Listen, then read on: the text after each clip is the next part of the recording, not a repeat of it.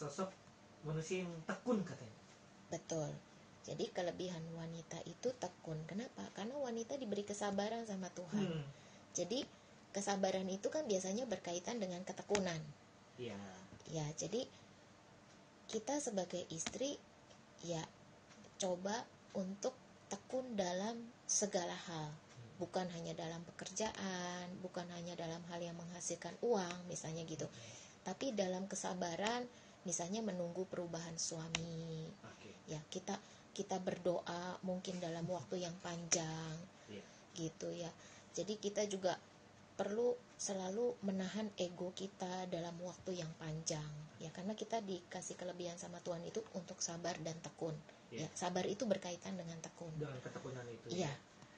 Oke, dan memang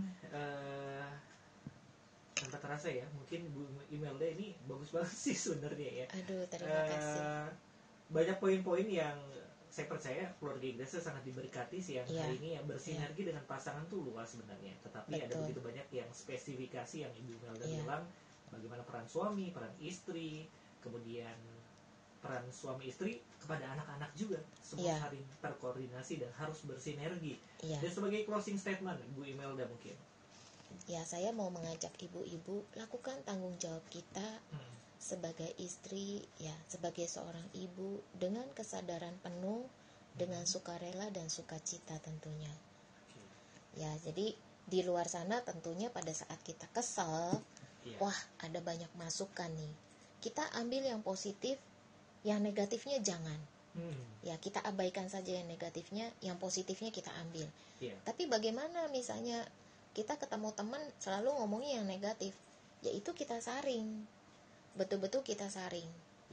Ya, karena memang teman-teman kita itu memberikan satu masukan, satu nasihat untuk menguatkan kita sebenarnya tujuannya kan, supaya kita jadi keluar dari masalah tersebut. Tujuan yang diberikan oleh teman-teman itu sebenarnya semuanya baik.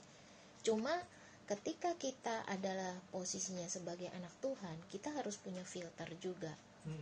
Karena ya sering ada orang kan bilang gini, kalau suami istri ribut, orang lain ikut campur, besok sih mereka balaan lagi katanya gitu. Kita jadi orang luar mah cuma jadi penonton. Ya, jadi kalau misalnya kita juga ikutin nasihat yang gak baik, akhirnya bisa jadi tambah runyam.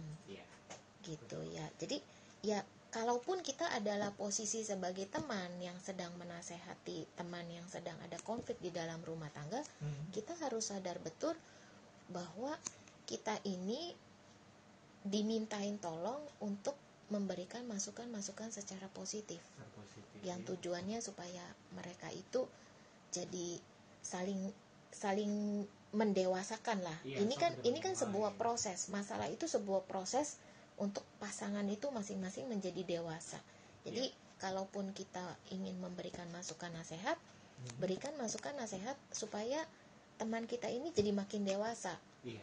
Bukan hanya yang masukan bukan yang egonya saja, bukan egonya jadi makin tinggi. Enggak. Jangan buat teman kita itu egonya jadi makin tinggi, tapi buat teman kita itu menjadi lebih dewasa dengan problem tersebut. Oke. Tanpa terasa ya,